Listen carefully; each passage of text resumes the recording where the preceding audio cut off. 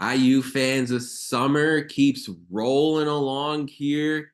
June is in full force. And as Matt and I were thinking about this team, we were like, okay, let's take a step back.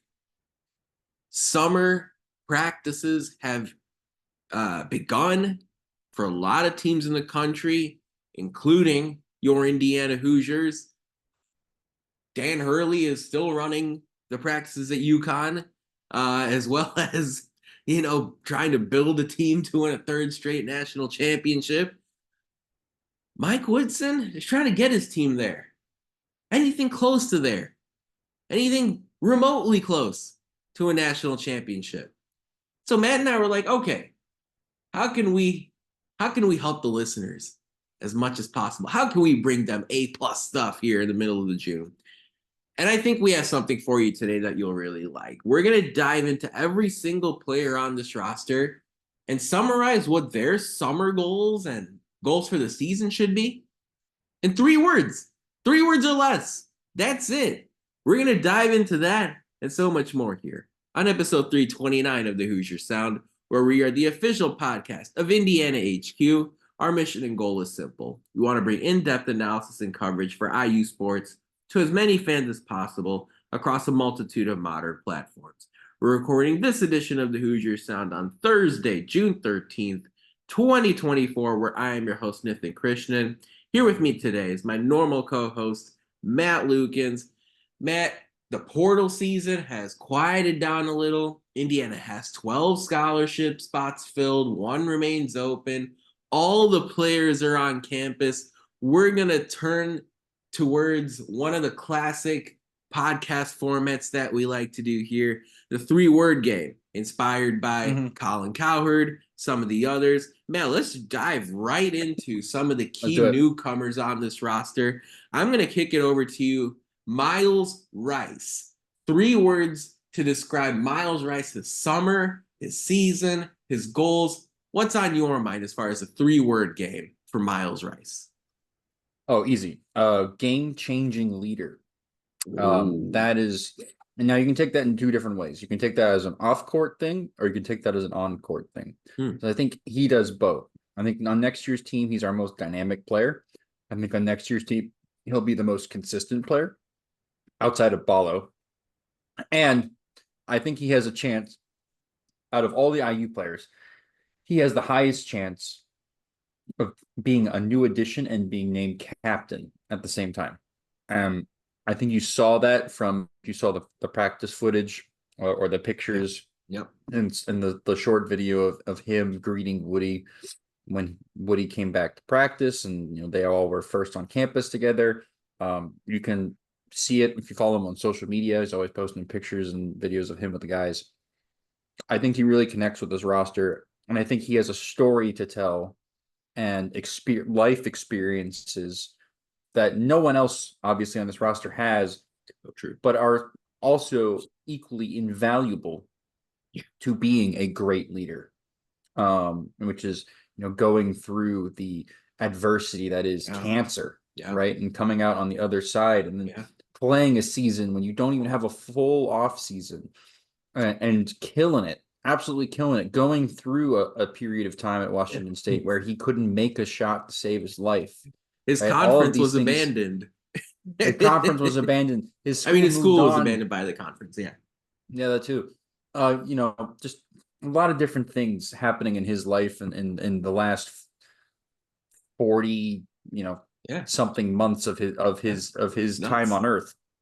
That would turn anybody from maybe a mild-mannered, more unheralded recruit into iron sharpens iron, right? Turning him into one of the best transfers in all of college basketball, and in my opinion, going to be one of the best players in all of college basketball starting next season. And he's going to be a household name at some point in the near future, and he's going to do that in a Hoosier uniform.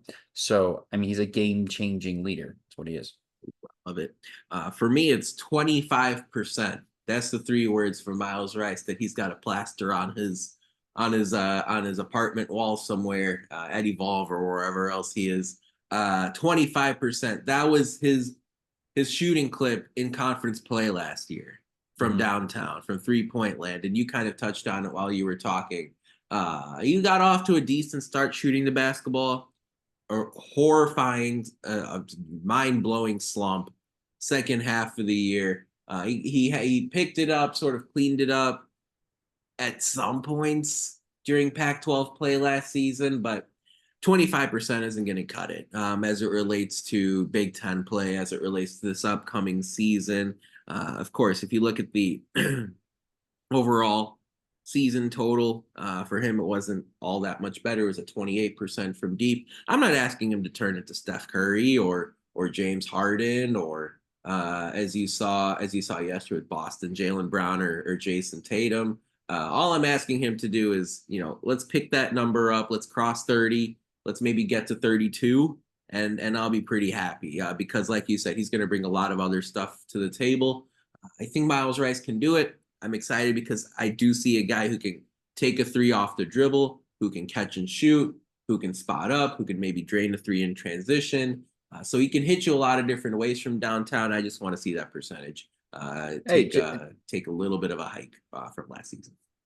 Jaylen Brown's actually a pretty good example for Miles Rice because Jaylen Brown hasn't always been the best 3-point shooter. Yeah. And when he came into the NBA, he was pretty hit or miss.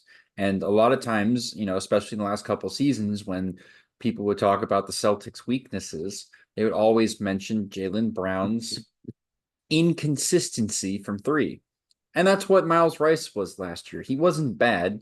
He shot like 30 something percent, maybe from three, just around there, 30.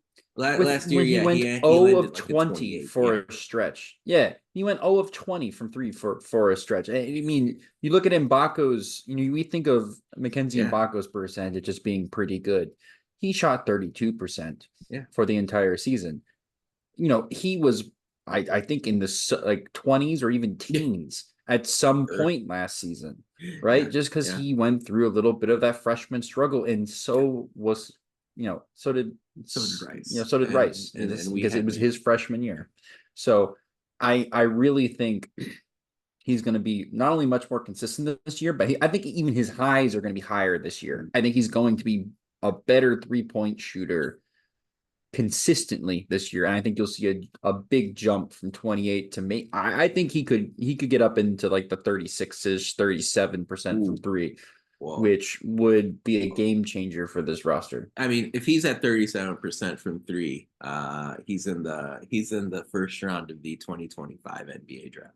I one of these two guards will be, and I might be spoiling something, but here we go. Yeah, let's go right into Kanaan Carlyle. He's up next. Carlyle, a 6'3" transfer guard from Stanford. My 3 words for him are grow up fast. I mean, here we go, baby. I mean, look, you came over from Stanford. This is simply put, it's a bigger college basketball program, brighter lights, bigger conference, 17 teams. Is that math right? 18 teams. As far as the Big Ten is concerned, you want March Madness, you want the Big Ten tournament, you want high profile non-conference games, you want a chance at the NBA draft. This is it. Grow up fast, baby. I mean, it's gonna be tough. There are gonna be some ugly losses against, Wisconsin or Northwestern or Penn State, and it's an unrelenting league. But there is a brighter light on the other side. Jalen Hood-Schifino came through and saw it. Yogi Ferrell came through Indiana and saw it. There are a lot of other guards in recent times. As college basketball has changed so much and NBA has changed so much, you came through, you saw what you got, and ended up having a really, a beneficial future on the other side of the tunnel. So Kanaan Carlyle, grow up fast. It's time. You're going to be, in all likelihood, starting for this team this upcoming year. Let's see what you got.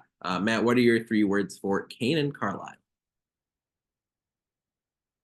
Sorry, I was muted. Go be pro. Ooh. Go chase it. Go chase it. Because this is a guy that is actually projected to be on draft boards. There's a couple people smarter than me usually, out there that think he can be a pro. And, I might not be as smart as them, but I kind of see where they're coming from. Carlisle. And I said they because I was putting Rice in the same sentence. We finally have two guys in our backcourts at Indiana that could both, when they want to, go and drop 30. Like when they want to, and they get the shots and they have the confidence and they're feeling it that night, they can get 30. But Carlisle, as a freshman last year, dropped 40 points in a game. 40, not 30, 40 in a game by himself at Stanford they ran pretty good offense, but on a terribly coached team. Yeah. If he's feeling himself on a night, Carlisle's a kind of guy that can just almost a la Devontae Green when Devontae Green was good, just take over an entire game. Like defenses are going to have to key in on him. They're going to have to know where he is at all times. And when he's feeling himself, he's still going to make other people good around him as well. He's not just going to be, chucking up shots. And he's a kind of guy that if he plays a significant role on this team and is efficient and puts in the work in the offseason to get just that bit more consistent and better, he could be looking at a professional contract, given that this NBA draft class is so weak. And Ant and I had a 30-minute long, both of these 30-minute long discussion. We had a 30-minute long discussion on this where he said, I think on the most recent podcast he went on, Indiana podcast with Alec and the rest of the guys at Hoosier Illustrated, talked about how he doesn't think Indiana can win a championship because he doesn't see a pro guard.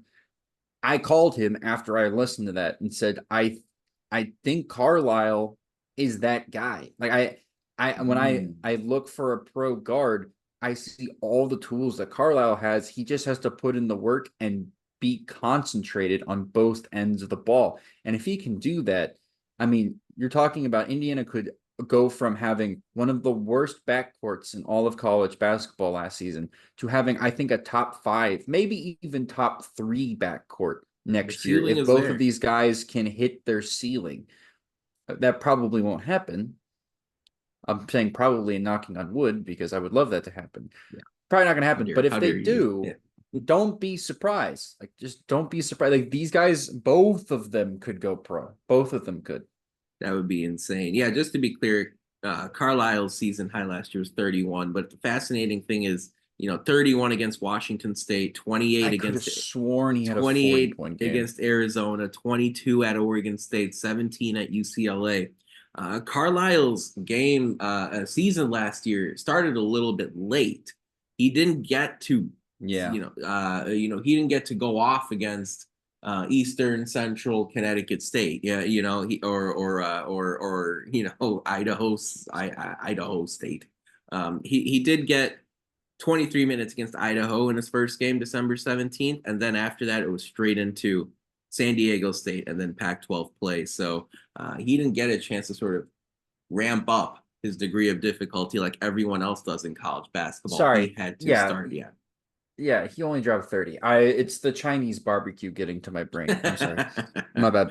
Wow. Blaming the food. I'm serious. It was so spicy in my brain. I'm a little lightheaded. My bad. So those are our thoughts on Kanaan Carlyle. Again, I think it'll help him this year too, this upcoming year. He'll get to ramp up a little bit degree of difficulty wise. Indiana's going to start the season against Eastern Illinois, and I'm sure there'll be a few other games like that in the non-conference slate.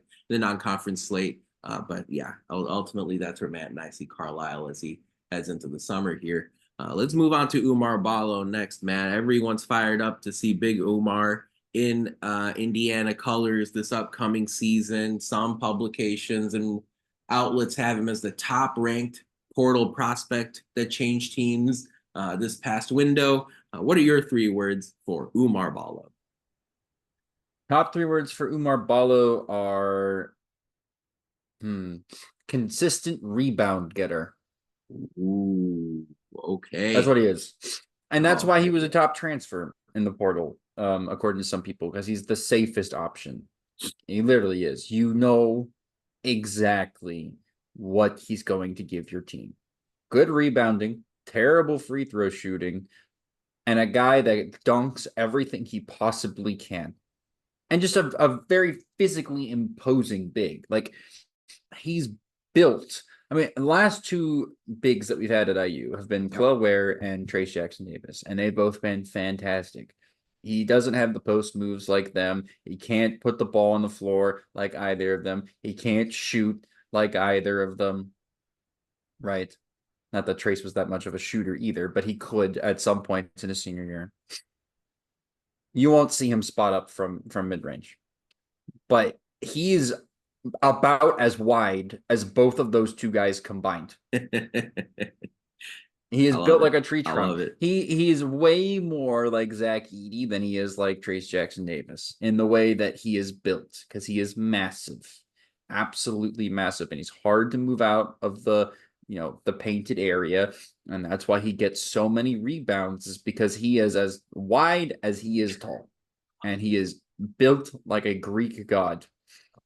And I can't wait to see him don a Hoosier uniform in game. I've seen him in a practice jersey now, but he is going to be awesome, and he's going to be consistent for us. Like, he's never going to have a game where I look up at the scoreboard, I'm like, how does Umar Balo have 25 points? Oh, That's not going to happen. But he's also never going to have a game where I'm going to be like, wow, why does Omar only have 2 points and 2 rebounds?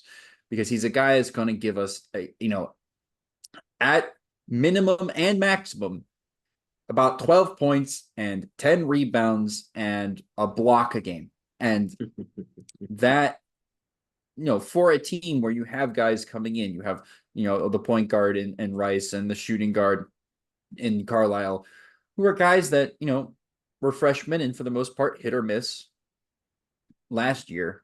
yep. To have a guy on your roster who you're what to expect from and what you're going to get from him, and the consistency of that can actually really help other guys find their roles, because Balo's going to know his role from day one. It's going to be the same thing he had at Arizona, and he's going to be just going to be plug and play, really. Yeah, I completely agree with that. I would say my 3 words for Umar Balo, very similar to that, are raise the floor.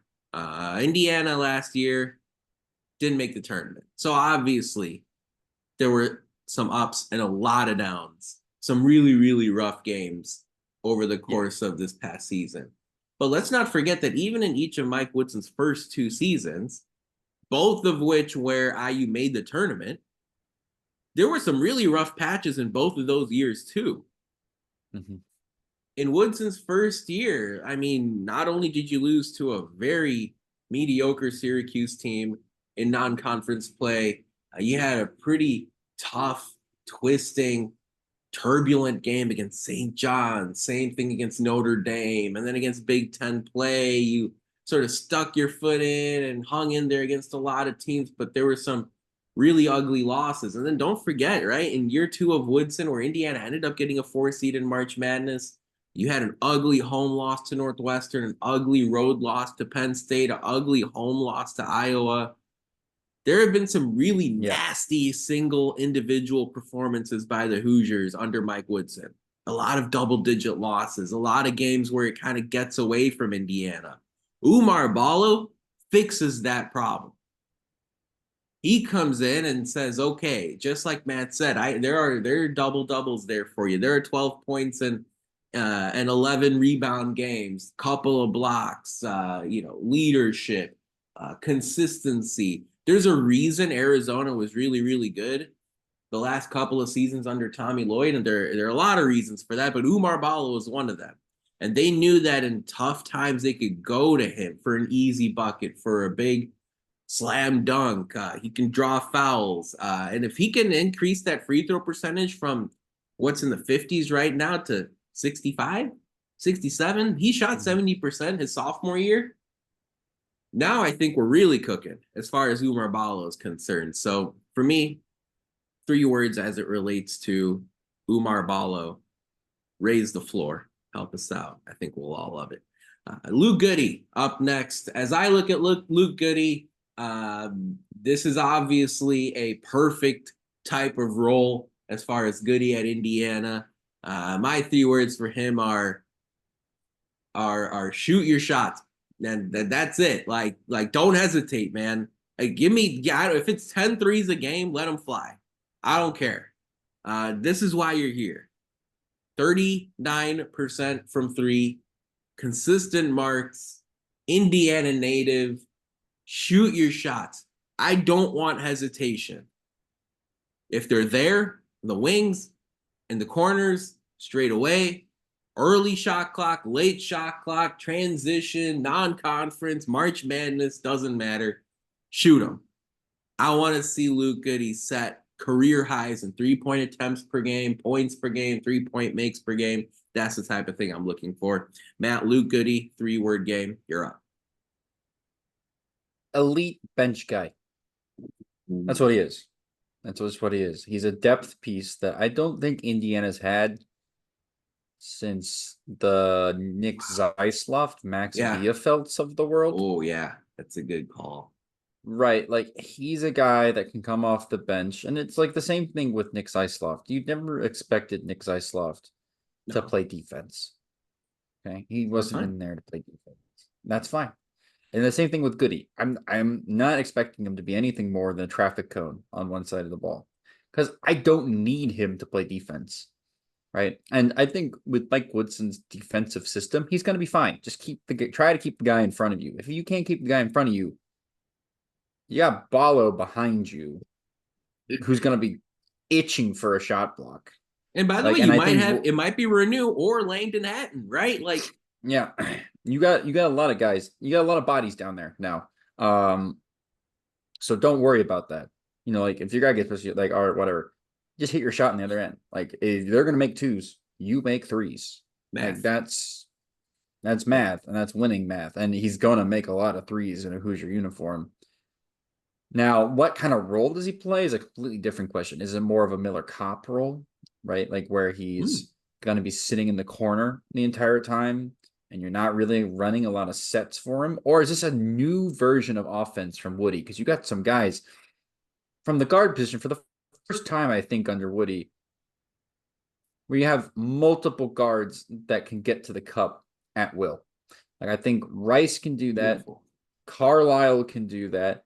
I think I mean, we haven't talked about it a lot, but Jakai Newton probably can. So you got athletes on this roster that are going to force defenses to kind of shrink, right? So now you can run more sets for 3-pointers, where you can have more guys who's going to have more space because the defense is going to be collapsing on not only just your guards penetrating, but you have a dunker in Balo, and you got a couple other guys, you know, moving around. They're going to have to, you know, there's going to be some space open behind these guys. And so you're going to maybe see a little bit more, you know, flare screens and a bunch of other random BS on offense that Woody's going to run to get guys more open shots. And Goody's going to kill it off of that, because I think he shot 40+% off of catch and shoot threes last year. Same thing with Carlyle. I think Carlyle was at 40% on catch and shoot threes. Like these are guys that you get a guy like Rice, you get a guy like Carlyle that can create their own shot and do a lot of different things with the ball in their hands, and defenses are scared of them. It's going to open up the floor for everybody else. No question about it. I can't wait to see Luke Goode on the court for Indiana this upcoming season. His numbers, his percentages have stayed fairly consistent throughout his career, but each year he's taken on a larger and larger workload, and that's something that you like to see. You want to see players whose percentages either consistently stay the same or, if not, increase as they get more and more minutes. Brad Underwood increased his playing time regularly, and now we'll see if Mike Woodson does the same going into this upcoming season. We got 8 more scholarship players to run through, folks. But first, it's time for Who Won the Week this past week in IU sports. Plenty of candidates. How about Devin Taylor, who was just named second-team All-American, my perfect game, and former Hoosier, the current Indiana Hoosier baseball player there. Kyle Schwarber, the former Hoosier, doing big things. He's setting all-time marks as far as June home run efficiency. And he tacked on another couple of bombs for the Phillies against the Red Sox this past week. Couple of Hoosier swimmers, Tomer Frankel from Israel and Rafael Miroslav from Germany, both on the Indiana swimming and diving team. They qualified for the 24 Summer Olympics, so that's exciting to see. Frankel, very much impressive in the butterfly, the freestyle, former 24 NCAA medalist in the championship contest there. Rafael Miroslav, former All-American, former NCAA runner-up. A couple of Hoosiers are going to be in Paris for the Summer Olympics. A lot of American qualifiers about to get underway in swimming, gymnastics, things like that. Swimming, of course, in Indianapolis. So really excited to see as many Indiana Hoosiers as possible in Paris in the months, in the weeks to come. Folks, if you enjoy our show, leave us a review, tell a friend, share our links. Your support really helps us grow this podcast and reach more passionate IU fans, such as yourself. If you want, you can find us on social media, like, retweet, follow our stuff. You can find us at Indiana HQ, as well as at the Hoosier Sound, Twitter, Facebook, YouTube, and all these fun social media platforms. Matt, let's dive right into some of the key returners on this Indiana basketball team for the upcoming season. Trey Galloway saw a lot of playing time this past season. Mike Woodson probably put too much on his plate, especially after Xavier Johnson went down. Galloway was a critical piece of Indiana's tournament team from a couple of seasons ago. What are your 3 words for Trey Galloway? Find your shot. That's it. That's basically it. I mean, he shot 46%. 46% 2 years ago. Last season, 26. Shot 26. Find your shot. Find the nice in between. Like, I don't mind if it's closer to 33 or 34 than it is to 46. But if he can find his shot again, I mean, he goes from being. He almost puts himself in the starting lineup. I'm not even gonna lie. He might push Reneau right out the damn starting lineup. Seriously, or someone else, right? If anybody else, nobody else is getting pushed out of the lineup. I don't think Carlyle is. I don't think Rice is. I don't think Mgbako is. I don't think Balo is. If anybody's going to be Reneau, and you just go a little bit smaller, but the way Trey Galloway hustles on defense, the way he, can create for others on offense by running the point, and you already have 2 guys that can run as like a combo guard. Like right. Miles Rice can play off ball, so can Carlyle. Mgbako doesn't need the ball, and Balo's a dunker. You can run the entire offense through Galloway. So if he can get a shot going, then that just, not only just opens up the floor, like I've said with the previous people. Yeah. But he becomes one of the best depth pieces in all of college basketball by far. Yeah, right. By far, because he's a 2-3 year starter almost. Yeah, coming off the bench. I mean, like, that's crazy. That's crazy depth. 66 career starts in an Indiana uniform, 108 career games. I don't know if I agree necessarily that the other 4 guys are complete locks from a starting lineup standpoint. I think Balo is. The other players, if they're really going through a shooting struggle, I can see Mike Woodson using the bench as a teaching tool for even if it's a couple games in December and January or February, just to be like, here, look, maybe absorb this game from a different perspective, a different point of view. The good news for Indiana is that you have a couple of starter level players on your bench. I think a couple of these in Galloway as well as Goode. I think these are a couple of players who, in case of emergency, or if Mike Woodson wants to make a point as the season goes along, you can put one of those guys in the lineup and not have too much hesitation, too much fear as far as that's concerned. For me, 3 words with Galloway: make free throws. That's where I'm focused on with Trey Galloway. Because look, even if you're not starting, you might be in the closing lineup for these Big Ten games that are decided by 2 points, Same thing with March Madness. Same thing with Big Ten tournament. You might be one of the final 5 on the court. The chances of that happening are drastically less if you're shooting 50% from the free throw line. Galloway was at 53 last year. The crazy thing is, in his freshman season, he was at 74. Sophomore season, 65. This is a guy who can make 65+% of his free throws. But last year, I don't know if it was something psychological. I don't know if it was something physical. I don't know if it was something emotional, mental. I don't know. But 53% is not acceptable. Just not. And it looked awful. You're talking about someone who shot 51% in Big Ten play from the free throw line. And this is supposed to be somebody who's a leader, somebody who last year was a critical component of your basketball team, playing 34 minutes a game. Make your free throws. And again, there's a common theme between us. We're not expecting the universe. We're not asking for you to turn into God's gift to basketball. You were at 69% your freshman year. I'm sorry, you were at 70% your freshman year, 74% your freshman year, 65. You've done 64. Get to 64. Like, come on, let's go. I'm not asking for too much there. Mackenzie Mgbako's up next, Matt. As you look at this, what are your 3 words for Mackenzie Mgbako? The best player. Ooh. I think when all is said and done next year, I think he's going to be the best player and a pro.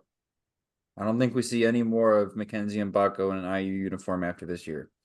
If things go the way I think the season will and the team gets a top 3 seed in the NCAA tournament, he's going to be the leading scorer. He's going to be probably the second best shooter. He's going to be a first team all Big Ten guy, in my opinion. Because there's just not a ton of wings in the conference that are as good as his ceiling is. Yeah. Really, there's not. True. There's one in Iowa City that's pretty good. But other than that, Perkins, the rest of the wings. Perkins? Not Perkins. McCaffrey. Who? Am I forgetting something? No. Why is his name escaping me now? That's why I said. No. I'm gonna get it before you get it. He has a brother. The brothers. McCaffrey? No. Return from the NBA draft. 1 second. I'm slow. You guys tell I do this not only without a script. No, not him. You said his brother? Buchanan Traore, Cook, Cooper, Jacob Cook, Dembele, Carter Kingsbury, Peyton Sandford. There it is. Sanford. There you go. I do this without any stats or anything. This is all off the top of my head. And I just threw out Tony Perkins' name. You did not mean to throw out. He's not even. Is he back in Iowa City? I don't think so.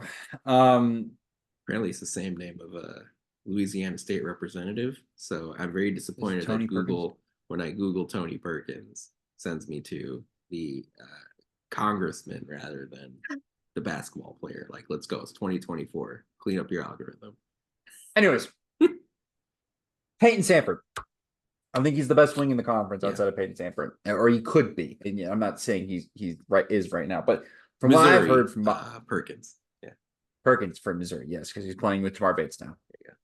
From what I've heard from behind the scenes, with the current practices going on, which I mean, obviously you have to take with a little bit of a grain of salt, sure, because it's whatever, but. This is the most deep the IU roster has been in quite some time. So practices have to be at a pretty high level, right? Yeah. And I have heard that by far and away that Mgbako has been the best player on the court by a country mile. And it's not close. And that makes me happy because I think he's a guy that, given how he played in Big Ten play last year, it might surprise some of you, but I thought he probably deserved a little bit more draft buzz. Yeah. Right. I do think he's a guy at his size that could do a lot of different things that guys his size normally can't do. And then now coming back for an extra year, he's the guy on this team. Like last year, Clell Ware was the guy. And, if Xavier Johnson was healthy, you kind of hope that he would kind of be the second guy. So, he was the third. He's the guy on this team. He's the go-to scorer on this team as things stand right now. So, he's going to get the most shots. I think he's going to get the most touches of the ball. Most plays ran for him. And, there's a certain, forward that can kind of do a lot of things similar to what Mgbako did. That Mike Woodson coached in the NBA, and he did pretty well with that one forward guy who he might be recruiting his son as well, who's pretty good in his own right. But yeah, I think you could kind of see Mike Woodson use Mgbako next year very similar to the way that he used Melo in New York. And if he does, I mean, Mbako's gonna get touches, and he's gonna get a lot of the ball, and the offense, instead of being ran through the post, is going to be run through kind of the mid post, right? The mid range, 16, 18, 20, the 16, 18, 20 feet with a guy who can hit a step back, hit a 3-pointer, take you to the cup, move you around with size, pass the ball. He can do everything on offense.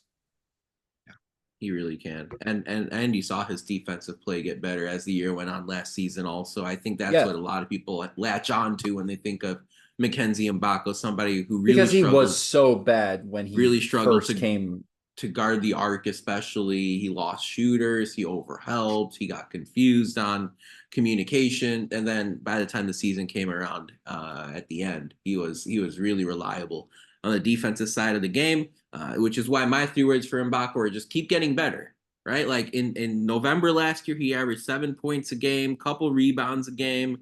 7 points a game, 3 rebounds a game. December, January, he was at like 12 points a game and four rebounds a game. And then by the time March rolled around, it was like 16 points a game. And it was, a little bit more than that on the rebounding and the passing and the defense. We talked about the growth on the defensive side of the ball. Keep getting better. I mean, this is somebody who, like you said, should be, could be, will likely be the best player on this team when it's all said and done. You were freshman of the year in the league. This is something, you can now be player of the year in the league. You can be first team. You can really, cement your first round status in the NBA draft with a great year. I can't wait to see Mackenzie Mgbako play this upcoming year for the Hoosiers. It's the 7th guy that we're talking about here, Matt, on a 12-player roster. And with that said, I think if you ask Big Ten coaches, who are they most afraid of on this IU basketball team, it might be Malik Reneau. And so when I ask you, what are your 3 words for Malik Reneau? What stands out to you as far as number 5 on the Indiana Hoosiers? Get smarter quick. Ooh. It's a good one. He has a lot of dumb fouls in him. Like a lot of dumb fouls. And I went back and watched for fun during That's about really 5 hours of train rides here in China. I downloaded some game tape from IU and I watched it. Yeah. I think he had a dumb foul probably 1.5 times a game. Which I think one dumb foul every 2 games, I accept. That's an acceptable level of dumb foulness. But to have more than one a game, it costs you. I mean, I don't know how many games last year he was in foul trouble. And I look at the team and it's like they're falling apart on the court. And it's true. He's one of the best, if not maybe the best player on the team, I think, right now. Yeah. He's I think one of the 3 guys I'd say is up in that discussion. Yeah, but that's fair. With that being said, he doesn't, he shoots himself in the own foot. He can't play a majority of the minutes that he should be, right? Because he's fouling. So he's got to get in the film room Not just he's got to work on some stuff in his game too. He's not perfect. Getting an outside shot would be awesome, or a more consistent one, and getting a little bit more confidence in it too. But getting in the film room and watching what he did on defense last year, and even some of his dumb offensive fouls, like looking at stuff and being mentally prepared for the season next year, not getting tilted in games, because you could tell he got frustrated sometimes. He just couldn't play because he's getting in foul trouble. Like finding his zen. It could have been another 3-word phrase. I like just figuring out the mental side of things this summer. And if the staff has to, in 5v5 drills, whatever, call fouls on him for ticky-tack reasons on purpose so that he can lock in and learn how to guard somebody without doing those dumb, stupid fouls and the little hand grabs and the things he can just hand checks. Doesn't have to do the little extra stuff he thinks he can get away with, and he can. If they have to reinforce that, I hope they do, because he needs to play next year. Yes. For this team to reach its ceiling, and he needs to not be in his own head on both sides of the ball due to foul trouble that he causes. Yeah, I know. And for me, it's along the similar lines there. For me, it's take it personally. Like this past season, even though Malik Reneau averaged 15 points a game, 6 rebounds, is highly respected by coaches all across the league, he was Big Ten honorable mention.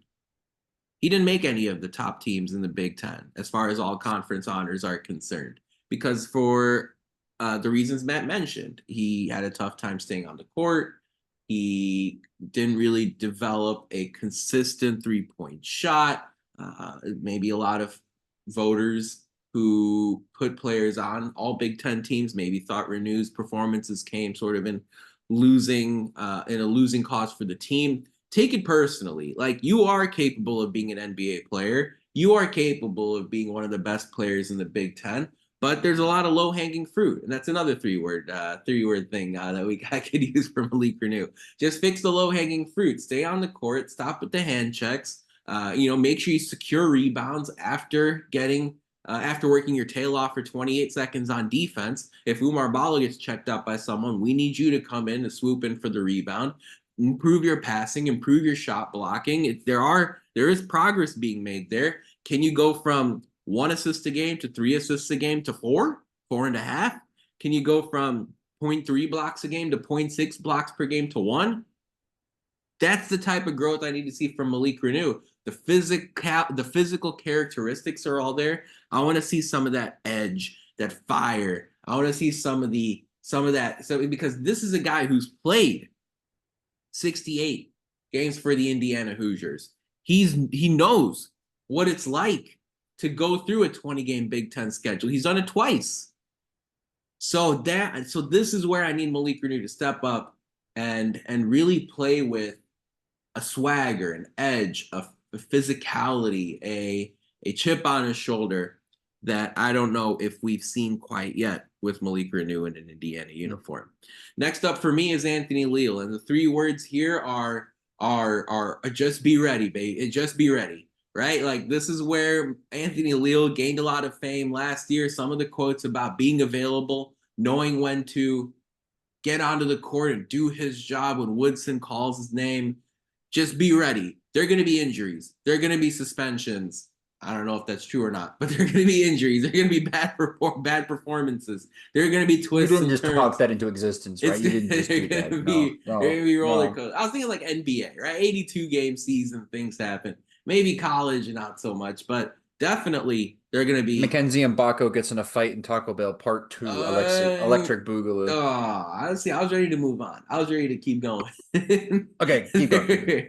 There are going to be players that have rough patches. There might be, there might be changes in rotations in the number of minutes people play. Just be ready. This is a guy last year in Leal who made 41% of his threes. He was Indiana. It was top 5. Okay, just think about how much Leal played last year. Not that much, but last year he was top 5 for Indiana in rebounds per game and top 5 in assists per game.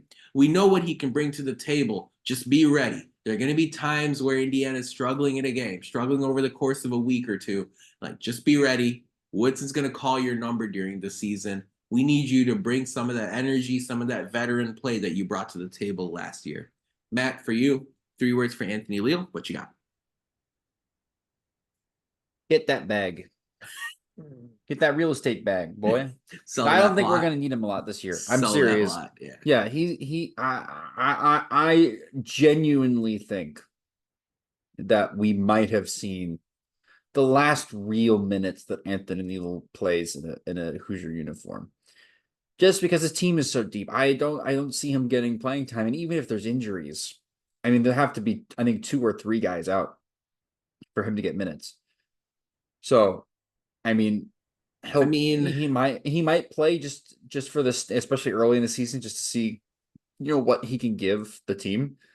The staff just running him out in some lineups, just in more of like a Luke Goode role, right? You kind of see where he is, but Goode just takes everything he does and amplifies it and does it better. I think Galloway in his role does everything Anthony Leal does, but does it better. I don't think he's ever going to be asked to play the 4 or the 5. There's just too many people in front of him that want playing time, need playing time, and honestly, they deserve it given their talent over him, and it sucks. But he decided to stay, and he's going to be a leader on this team anyway. He's going to be just as important off the court as he's ever been on the court. But that being said, I don't expect to see a lot of him in a Hoosier uniform this year, and that kind of makes me sad. I don't know. It's somehow, some way, I feel like he's going to find his way on the court. And again, I'm not saying 38 minutes. I'm saying, look, it might be an 8-minute spell. It might be a 10-minute stretch for a game, 12 minutes, like just break glass in case of emergency, something of that sort. Again, Leal last year to me went from he can't play basketball to he can play basketball, right? Like if you call on him in a Big Ten game, he can hold his own. He can grab the rebounds. He can move the basketball. He can hit 3-pointers. Iowa knows Anthony Leal. Penn State knows Anthony Leal. So all I'm saying is I'm not saying 30, 35, whatever. Like if it might be a 6-minute game here. It's 6 minutes in the game here. It might be 12, might be 14. That's all I'm saying. We'll see. But like you said, sell that house. Let's see. We got 4 more guys to wrap up here with on this Thursday. But first, it's time for our social media shout out. Folks, if you haven't yet, you can find us on social media on Twitter, Facebook, or YouTube at Indiana HQ, as well as at the Hoosier Sound. Man, on Instagram and on Indiana HQ, but what are we? Indiana.HQ. There you go. You can find us there. We got 4 guys left as far as this Indiana men's basketball team is concerned. Let's move on to Bryson Tucker, Matt. 3 words for the true freshman, the only true freshman in this Indiana class. What are your 3 words for Bryson Tucker? Find your role. Find your role. I don't think he's going to be a starter. I think I've seen a lot of people throw out that he's going to be somehow in the starting lineup. I'm like, over who? Where? How? How? Again, he's a 5-star recruit. So everybody's like, he's a 5-star recruit. He's really good. Which I'm not saying he's not good. I'm just saying that he's in a really, really crappy recruiting class. Okay. And the game I'm not putting an asterisk next to his 5th star or anything about that. He is a high-level basketball player. Yep. But he's also in the same kind of range of recruit as Tamar Bates. Okay? So you kind of have to understand that he could be really, really good, and he could give this team a lot of good minutes next year. Mm-hmm. I don't really expect him to get more than 10 minutes a game. Yeah. In total. I don't. Because again, when you look at the roster and who's playing, he's not going to be playing point guard. Yep. He's not going to probably play the 2. Yep. The 3 has 3 people that want to play, all of which have way more experience and offer way more shooting and just way more of everything. You have maybe the best player on the team in Mgbako that can play the 3. You have Trey Galloway, who has started 60-something games for the team. And then you have Luke Goode, who's played a billion minutes at Illinois, right? And is a good shooter who's going to play that position. So he's not going to play over him. And then at the 4, you have Reneau and Mgbako, and then him.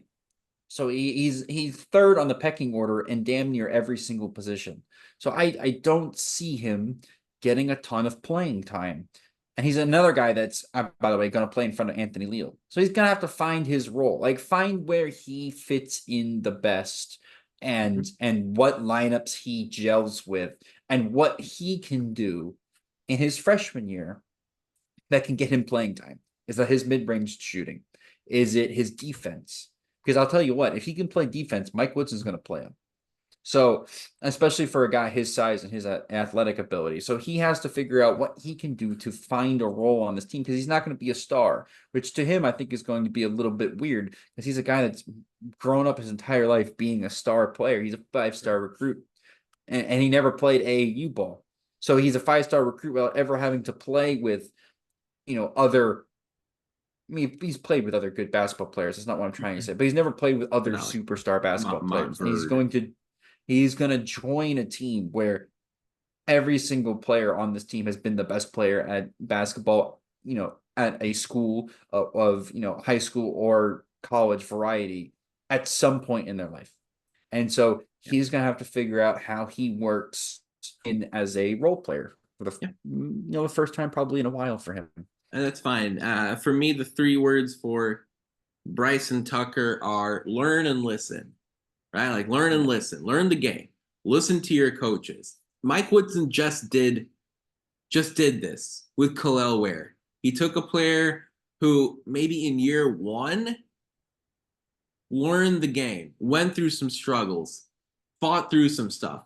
And then year 2, Kalel Ware, well, he's going to get taken in the first round of the draft next week. Or in a couple weeks, later this month. So, for Bryson Tucker, I don't care what you thought your college career was going to be in 2022, in 2023. But the truth of the matter is, if you pay attention during practice, during film room, during this type of stuff, pay attention during games when you watch Indiana face South Carolina or Eastern Illinois or play in the Battle of Atlantis and then play in Big Ten play. Like, take this in, learn, become a student of the game. Not saying he isn't already, but that should be the point of emphasis this season. Because in year 2, you can have a season like Kalel Ware had last year, and then you could be one of the first names mentioned of the 25 NBA draft. So for me, the name of the game for Bryson Tucker, learn and listen, become a PhD in basketball, because then in year 2, you can really take over the reins and be a dynamic, game-changing player for this team next season. Langdon Hatton, Matt, is the last incoming transfer that we haven't discussed as far as this roster is concerned. He comes over from Bellarmine as well as William and Mary. Backup center is what it looks like. It will be Hatton's role for this team this upcoming season. What are your 3 words for Langdon Hatton? Be the parachute. Ooh, I like that. Be the parachute. And what I mean by that is he is the pull the ripcord if things are going really badly option. Right? Either A, somebody very important has gotten injured, or B, somebody very important has picked up some really stupid fouls, right? And so he's got to be the parachute. That doesn't mean he needs to come in and be the best player on the court. In fact, he at some points might be the worst basketball player on the court for both teams, especially if he's playing in Big Ten play. But that's fine. We don't need him to be a good basketball player. We need him to be a body that can give minutes, grab rebounds. If he hits a 3-pointer ever, I'm happy with that. One. Baby. I'm asking for 1. Let's go. I'm asking for 1. I'm not asking for 10. Yeah. I'm asking for 1. I think if he had 15 last year. Yeah, that's what I'm saying. I'm just asking for 1 all season. If he can do that in games that he's needed, and be like focus on the plus minus. Like I think if he can be a guy that can come in and stay at at 0 or -1 plus minus, that's a good shift. I like that. That's good for him. And I think looking back over the last couple seasons, we haven't really had that good of a backup big. He's still not that good, but I think he offers more on the offensive side of the ball than Michael Durr did, and definitely more than anybody on the roster last season, given the fact that we really didn't have a we had Sparks, I guess, but Sparks is just weird because he offers more than Sparks. He's an upgrade on Sparks immediately from that perspective. So yeah, I just be the parachute, be the guy that is our safety net and just in case of emergency. I mean, you kind of led into exactly what mine were going to be for Hatton. My 3 words for Langdon Hatton are Brunk, Durr, Sparks, right? So like, be better than the collection of those 3 guys. In other words, Joey Brunk was all right early in the Archie Miller tenure, but then, it was really hard to rely on Joey Brunk for that much production as his IU career ended. Michael Durr was he was an Edey stopper more than anything, and he struggled to stop Edey. And then Peyton Sparks last year, it just didn't work out, right? And you saw Sparks go back to Ball State, and Sparks was a little bit overwhelmed by. Hope he kills it. Yeah, oh, for sure. We're all rooting for him and Gunn and Banks and everyone that came through here. But as far as Sparks in Indiana, you could just tell that he was overwhelmed a little bit by the size and the athleticism of players in the Big Ten. It's very possible that Langdon Hatton suffers that same fate this upcoming year. On the other hand, maybe since he can stretch the floor, maybe because he is a little bit more experienced than someone like Peyton Sparks or Michael Durr when Durr came to Indiana, maybe that gives Hatton a little bit of a better hand to play with as he prepares for this upcoming season. And as you mentioned, I think that was a great point as far as, hey, maybe there's some foul trouble, maybe there's an injury, maybe someone's struggling, and then Hatton will have to be the parachute for this team. Man, Gabe Cupps was thrown into the fire last year, and now kind of similar to Trey Galloway, I think Mike Woodson's going to take a little bit off his plate this upcoming year. As you think about Gabe Cupps, what are the 3 words that you have for the upcoming sophomore? Be the glue. Ooh, the glue. I think he's the glue on this roster because he is actually the only true point guard on this roster. He's the only true point guard. Galloway isn't a true point guard. Neither is Rice or Carlyle, though they both can do that. And to an extent, Rice is a bit more of a point guard than I have led on to, say on this. I feel like podcast, Galloway is too, as weird as that sounds, but I get your point. He's the prototypical, just point doesn't guard. look like that, but whatever. Yeah, but he's got to be the glue. He's a guy that actually didn't shoot that poorly. No. Now that I think about it, his freshman year, he did 36% from 3. 36 from 3 on some low attempts, but he was a guy that, by the end of the year, if he took a shot, I thought it was going in. And well, yeah, as long as he squared up. A lot of times he drifted, which that pissed me off. But square up, it was reliable. Yeah. If he squared up, I thought it was going in. And so again, he's a guy that I look at and I go, he's going to find some minutes on this roster. I think some people, you're going to be surprised by that. But he's going to find some minutes. I don't know how. I don't know why. But he's going to find some minutes. And I think he's going to get better quick. I think he's going to be a guy that I think by the end of next year, everybody's going to have penciled in as starting the next season. I think one of the 2 guards goes to the NBA.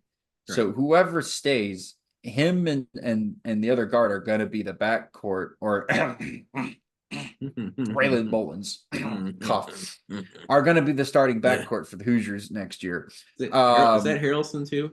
Is that his class, or is he the one after that? Harrelson is also that class, yes. But Harrelson's not a guard. Harrelson, yeah, just on in the lineup. I've been selling my Harrelson stock, by the way. This is behind the scenes. Like I'm selling Harrelson stock. By the way, Braylon Mullins jumped I think 50 spots in the last rankings. Crazy. Like this today, he's up to in the 30s. Who else you buying, Matt? Who else you buying out here? Malachi Moreno. Oh yeah. Okay. Yeah. Yep. I like that. Yeah. All right. Malachi Moreno, Mullins, Sicily too, to an extent. He jumped a little bit in the rankings, I think, as well. So did Moreno. But Mullins is going to be a 5-star recruit by next week, I think. On some services, he's rising at an astronomical rate. So I mean, he's a guy that I'm talking about. Gabe Cupps. What am I doing? I'm sorry. I think Gabe Cupps is going to offer Indiana good minutes next year. I think he'll end up with a positive plus minus for the season next year. I think he's going to improve on his 3-point shooting, but he's obviously going to have way less games started, and he's going to have significantly less minutes. But I think the minutes he's going to give Indiana are going to be good. He's just not as good right now as the guys in front of him. But we need him to play some minutes because we need somebody to run the point when both Trey Galloway and Rice and Carlyle need a rest, which won't be a ton of minutes, but there'll be a select couple minutes in almost every single game where he'll probably play 4 to 5 minutes a game. Yeah, for me, it's for Gabe Cupps, it's something like take a breath, right? Like for me, his 3-word game for Gabe Cupps, like take a breath. Like last year was baptism by fire. It was really unfair, honestly, to Gabe Cupps. For him to play 22 minutes per game in his true freshman season. I don't think anyone planned for that last year. That was not in the cards for anyone responsible at IU basketball, right? Like the head coach, the assistants, the athletic director, the training staff, like no one could have possibly expected Gabe Cupps to play 22 minutes a game this past season. So for Cupps, I think this is a really, really good example of let the game come to you a little bit in year 2. You gained so much valuable experience this past season. You did everything everyone asked you to do. There might be times where Cupps is needed because of injury, because Indiana's struggling through some things. But this feels like a year where Gabe Cupps can learn the game a little bit, can get a little bit of an extra perspective from the sideline. Then, as you mentioned, do his job, and then in a couple of years, really be a reliable leader for this basketball team as the Hoosiers keep things moving along after this upcoming season. I thought Cupps was one of the easiest players to root for this past year, and I expect that to stay the same this upcoming season. I'm looking forward to see Gabe doing some good things for Indiana throughout his Hoosier career. And then, Matt, we wrap it up with Jakai Newton. Redshirted, injury last year. Things are looking like he's trending in the right direction. As far as you're concerned, Matt, for Jakai Newton, 3 words for his upcoming summer and season. Find your feet. Ooh. Find your footing. Ooh, okay. He's another guy. I think he's in the same category as Tucker and Cupps for me, where it's like, how are these guys? Hatton's the 12th guy. Yeah. How is one of these guys the 11th? Is my question. Like, how are these guys are so talented and are absolute ballers? Yeah. I know some people aren't high on Gabe Cupps. I am not one of those people. I love Gabe Cupps. I think this is. I think he's good. I think he will be really good at some point in his college career. I agree. Like, maybe not all Big Ten-ish good, but a solid point guard and a guy that just annoys the living out of opposing fans. But with Jakai, he hasn't played basketball in damn near a year and a half now. And so I think a lot of people, every time I don't mention him in like a rotations list, I get a bunch of people being like, why do you hate Jakai Newton? Yeah, Matt. Unbelievable. Yeah, how dare I? I don't hate Jakai. In fact, I'm pretty sure if you've been a long time listener of the podcast, I said he's going to play in the NBA someday. Yes. And I still stand by that. I still stand by that. He has the athleticism and the wingspan and the swagger and the game to play in the NBA. Yeah. But he's on a team where I don't see him getting a ton of minutes this year, given the fact that everybody above him is more experienced than him through no fault of his own. Yeah. And I think he's in the perfect situation for that to happen, where he doesn't get a lot of minutes. Because he's got a guy, he didn't have cancer, I don't think. It was an undisclosed medical issue. that would be breaking news. Yeah, we're not going there. Yeah. But he's going to be sitting behind a guy that, redshirted a year, right? Yep. Because of cancer. Yeah. And not an injury. For sure. And he can kind of see what We're Miles Rice. Yeah. Miles Rice did. Yeah. And maybe emulate it to a smaller extent, because Miles Rice was handed the keys to, it's different, not a Ferrari, yeah, but Miles Rice was handed the keys to a nice Corvette, right, in a Washington State team that ended up going to the tournament. He's not, he's not getting handed the keys to this offense and this team, because this team is a Ferrari, and you need to learn how to drive the Corvette before you can drive the Ferrari. Yeah, sure. But in a way, Jakai is kind of getting to sit in the passenger seat of the Ferrari. Sure. Right? Yeah. He's co-driving it. I think he's getting he's in the driver's ed seat. Yeah. Of the Ferrari. Right. Sure. He's and I think he's a guy that can really jump from what I think he's to the 11th guy on this roster. Yeah. Right. In the pecking order. I think he can jump from 11th to 6th very easily. We'll see. Very easily. Yeah. But again, he's going to have some ups and downs because it's actually his freshman year. Yeah. And as along with that, he's got to get back into shape. Like, that dude hasn't been walking his basketball normally. He hasn't been walking normally for what? He can't have been walking in not in a boot for longer than like maybe 3-4 months at this point, let alone playing basketball again. Right. So, he's a guy that is going to take some time to get back into shape and get back into the rhythm of playing basketball. And he lost a whole year of full development to an injury. So he's going to be whatever people think he's going to be when he just is instantly healthy again. I want people to take that expectation and lower it by 30%.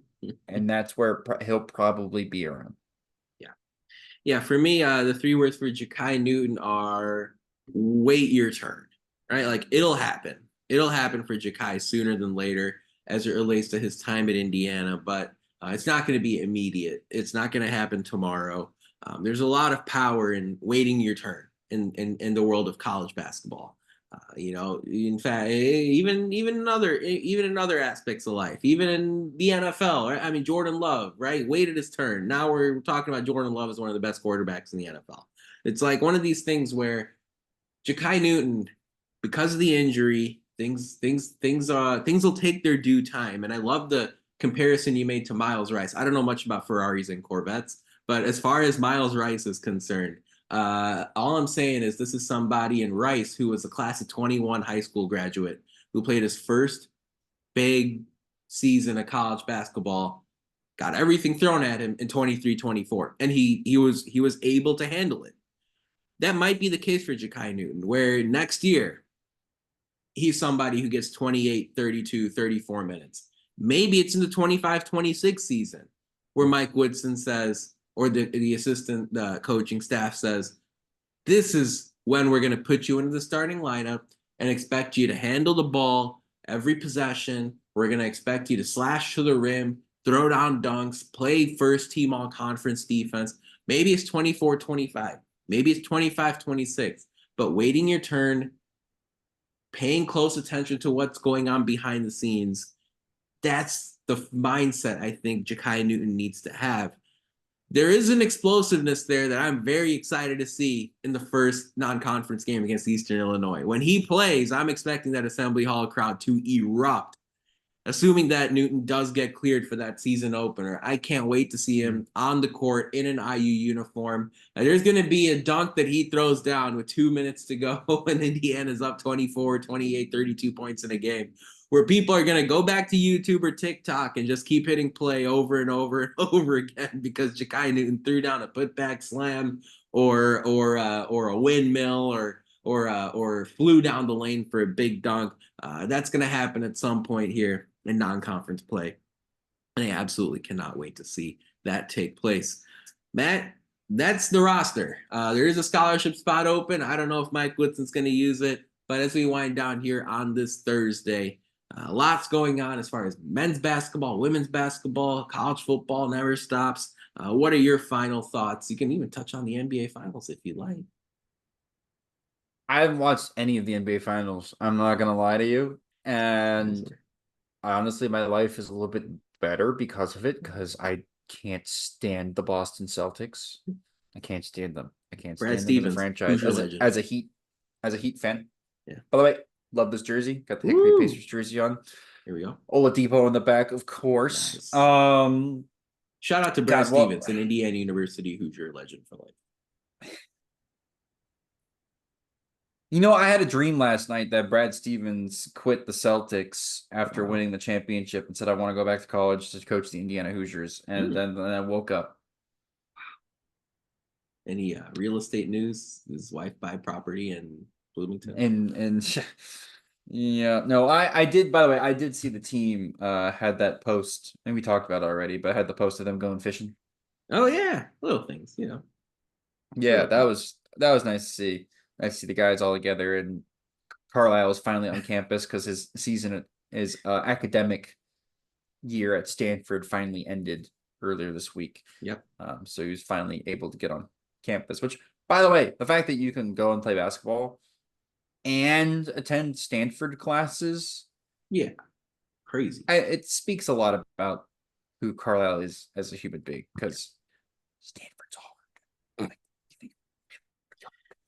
Also, it's also Indiana Junior. So you didn't know that? No, literally the history. Indiana University founded Stanford. Like the same president at Indiana went and founded Stanford. So we're Stanford's daddy. Wow. That's why they're the same colors as us. They're literally the same colors. They're the same color. They just we should make a tree our mascot or a slab of limestone. We have a mascot, and it's a bison, and it's sick, and they need to bring it back. In fact, they need to bring back a live one. Just go grab one. I've been in Yellowstone. I worked in Yellowstone for a summer. There's like a gazillion of them. Just go grab one. I'm sure he wouldn't mind spending some time in Bloomington. Yellowstone or Kilroy's. Like, which one do you think the bison is gonna like more? Yeah, take the mic after that question. Yeah.